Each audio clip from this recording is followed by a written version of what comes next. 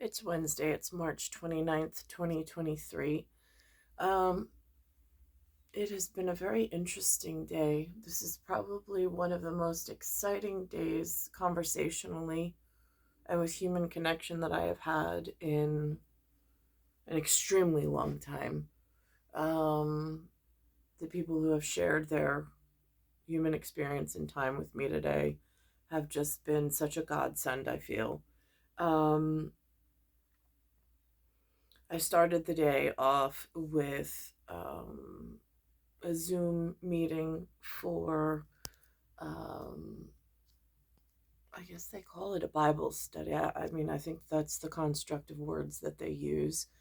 Um, in this particular, it's led by I don't know, do I call her a theologian? She's the mother of the parish. So it's led by her professionalism. And then we are in that construct of what they built this morning. We would be the flock.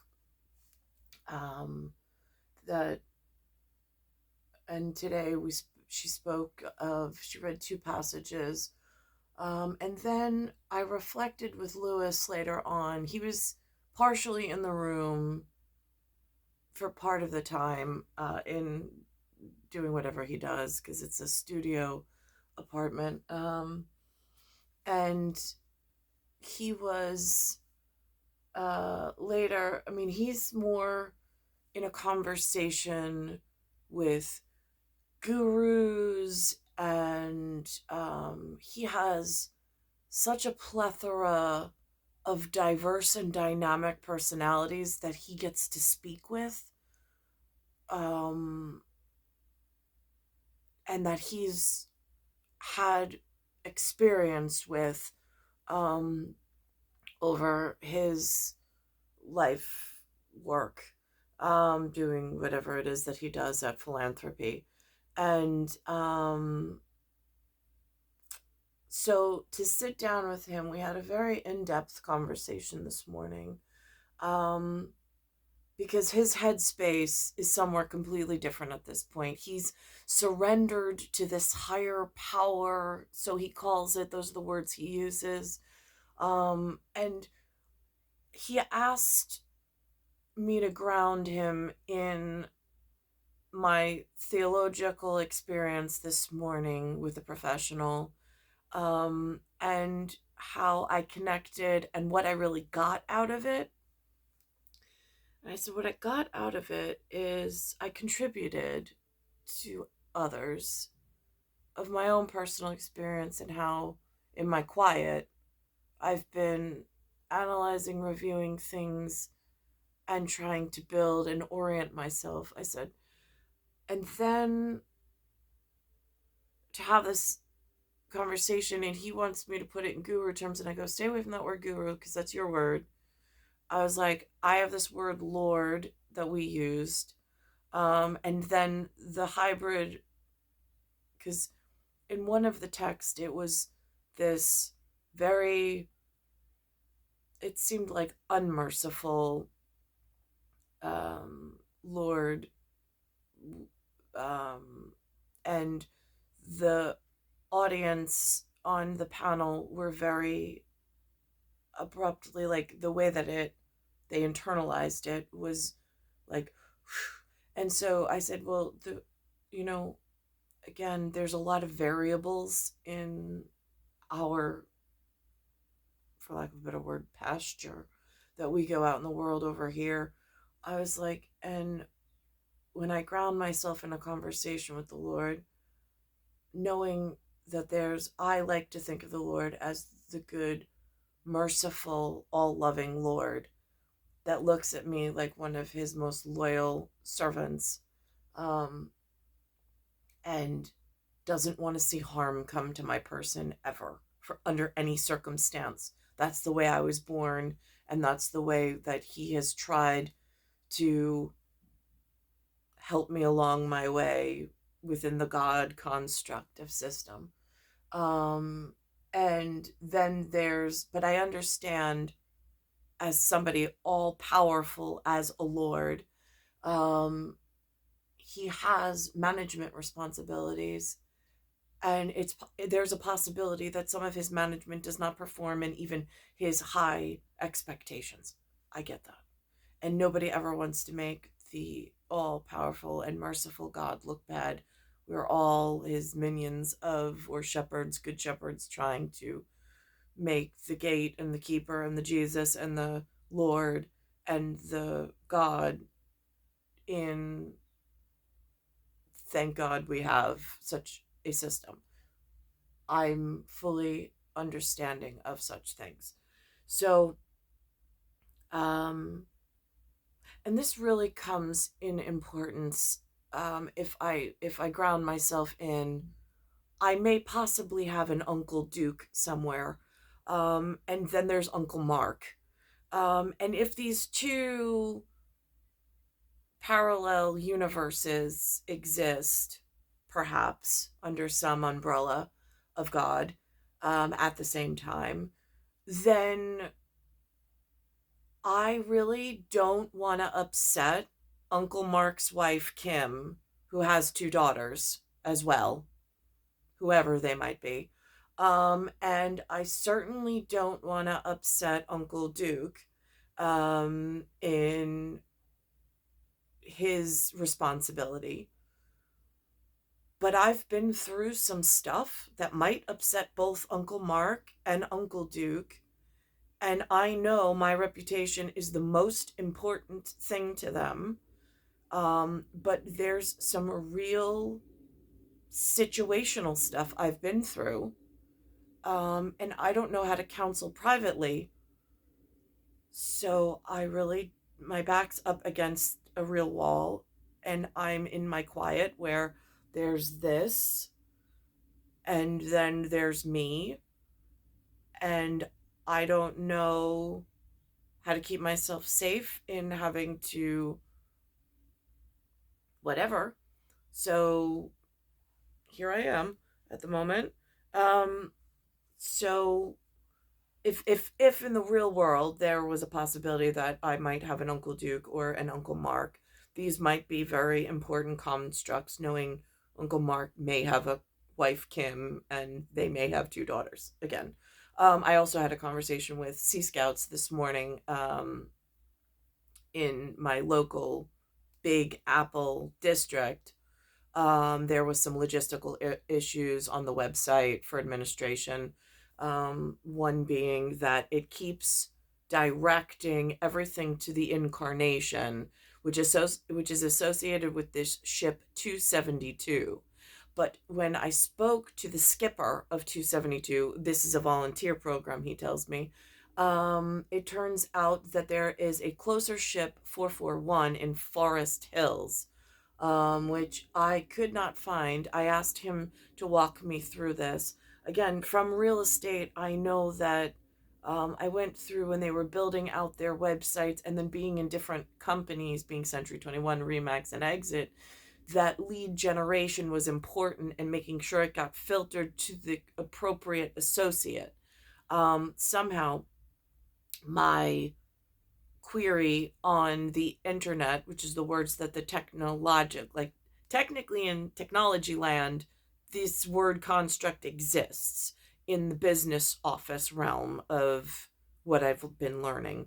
Um, so in real world experience. So I said to him, I said, I don't know why, but you are the only one. I said, I know that he does not qualify necessarily at age 11, that he has to wait to age 14. However, I wanted to put it in whatever database is kept to remind me as he comes of age, should I forget, because I don't know where I will be in the next however many years, um, to send a call out and remind me that this exists, to bring back up with him so it doesn't fall through the cracks of my intermittent memory issues that I have going on. So I wanted to lay a foundation for my son with Sea Scouts. So this gentleman was so wonderful. He called, he gave me his time, he explained, and then he said that another possibility of, but it was in Brooklyn, and I'm like, well, that works because then I don't have to do bridges and tolls, and that works on a whole nother like logistical thing for me with him, with having to commit my own time, into my and invested in my son. Um, so anyhow, that's how that was constructed this morning. So I greatly thanked him for his time as well. And then going back to the Zoom call I said, so if this Lord system, because again, they went through the unmerciful conversation of the Lord speaking about something. And then I could see the panel was like very fearful, which again, I understand that if I had an Uncle Duke and an Uncle Mark, they at times want us to behave and to know that they are sometimes must be unmerciful and that sometimes they're maybe. So I said, here's how I look at this Lord system. I said, I like in my quiet, I was like, I realize that if and only if, and I had this conversation with Lewis also, if there was only one Lord, he may wear many hats and he may have to enter a situation from a different angle depending on whatever's going on. So I like to know that if there is one Lord, that perhaps there's a construct of there's the drug lord, the warlord, the landlord, and then I like to think that there's my oh merciful Lord, um, who knows and respects my person, um, and that being the good Lord. So when I broke it down into that, I said, that's how I look at it, especially if it's a passage where it's this almighty hand of the Lord having to bring forth some kind of unpleasant whatever. Um, I said, again, I don't know what construct it falls under. I know it doesn't necessarily always seem like it's coming from the good Lord, but then again, there are things that happen in an imperfect system that sometimes are unpleasant. Um, and so I had that conversation with Lewis. Lewis platformed from that into his guru, and it was very fractalized. But I was trying to stay rooted in his conversation and give him the appreciation of my time and my consciousness for where he wanted to take the conversation. And he brought it to what I can only surmise as like the plasma to photon energy connection. He really is trying to construct in his own new realization, um, and build in a nanophyte type of a world or version of how the energy field may work, um, between like, and I said there's another word in medical science scientific called albumin. Another word for it is plasma.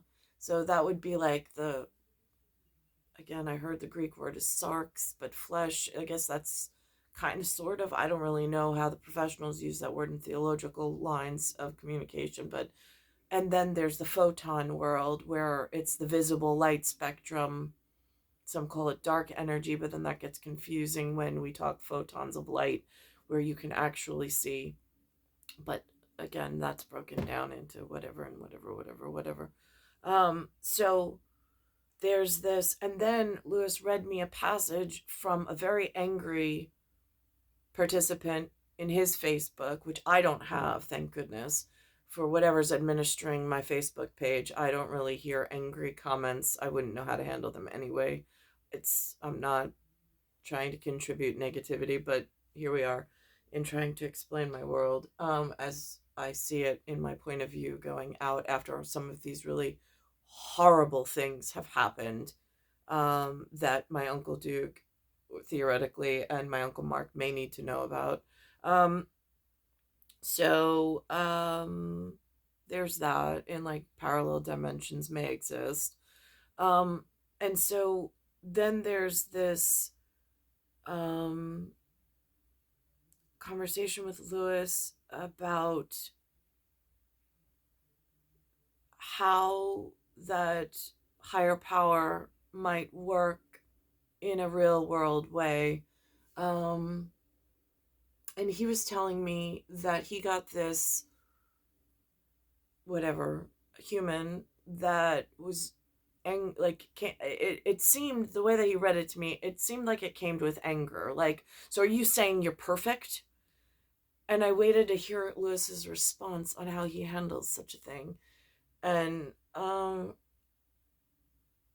so he tried to offset it between the cellular granule molecular level to a photon level. And I'm just like, okay, so in that example, then the answer is quite clear. No, you're, in like astronomical terms, no, you're imperfect. Got that? I mean, like, because in symmetry of clocks, in an astronomical to biological, there is perfection, and there is a layer of confidence in that. But then there's the astronomically imperfect timing system of certain arrivals. And then that's where, and then there's the imperfect, not only astronomically in like a constellation kind of a way of explaining one's arrival and then how one assimilates with family timing. Um, but then there's this um, Im- imbalance and imperfection in like at like a landlord level of system and managements. I mean, again, there's several layers of imperfection. I didn't construct it that way. I just arrived to it, and I'm just in the conversation with the theologian this morning, or the professional theologian this morning, that I have access to locally and on Zoom. They were talking about sheep husbandry, and the fact that the shepherd has this gate and keeps the flock and performs whatever sheep husbandry is when it's inside of this gated area. And but without the shepherd, the flock would not be able to get to the grazing out in the pasture. And so there is this very important relationship there as well. Taking it out of the hands of like a lord in this other, like the hand of the whatever, and bringing it more into like a reality of where at times we are in shepherds, and gatekeepers and things. So um, it was a very interesting conversation, and I tried to contribute to Lewis as I did to the other community, because one is more a cosmic connection with my own father and how he is navigating this new philanthropic world of speaking to really scholared in academia, that I have not had the pleasure of speaking with necessarily, that I'm aware of, at the same levels that he has.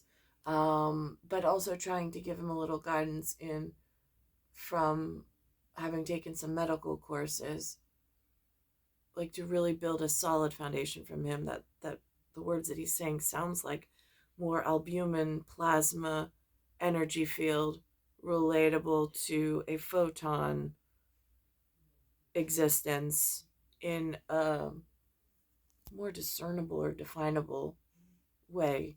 Um, but again, I'm traversing this, trying to help him, and at the same time, when I help him, I help myself, um, in such, in making it where I also gave the example this morning that on the one um, sailing lesson that I ever had, um, since I don't have like this extensive sailing background, um, there is this conversation of when you lose sight of the land and you no longer have any points to orient yourself, where are those?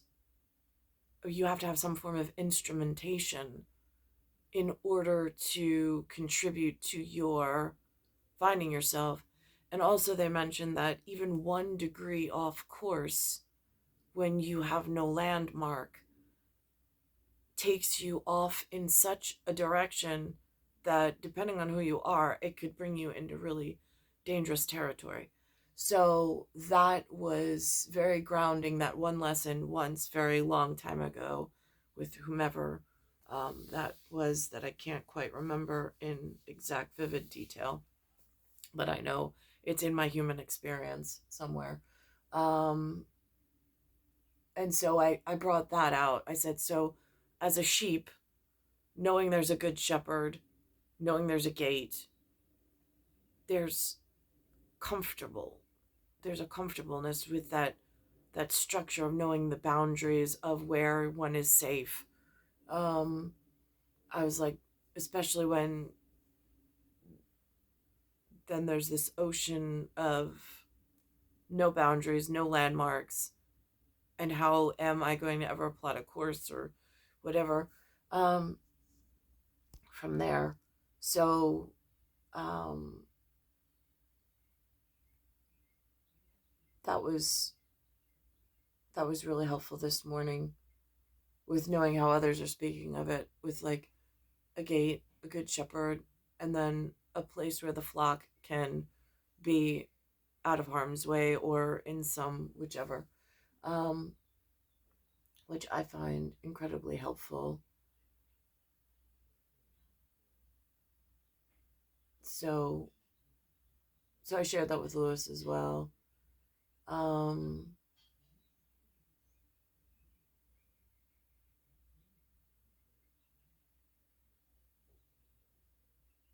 I had thought of something and then it just eludes me at the moment. It's one of those fleeting things that I wanted to say, and then it just, and I don't know why that is.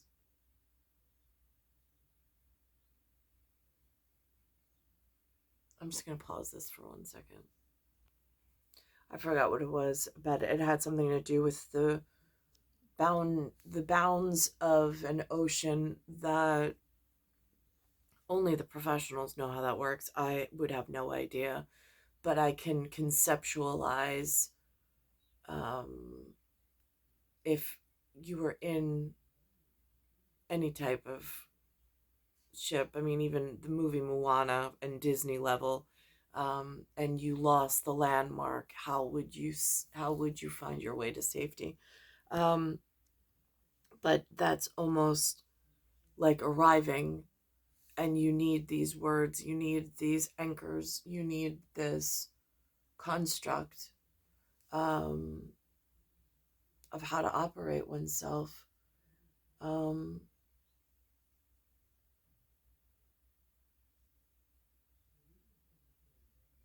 so anyhow, so that was the conversation this morning.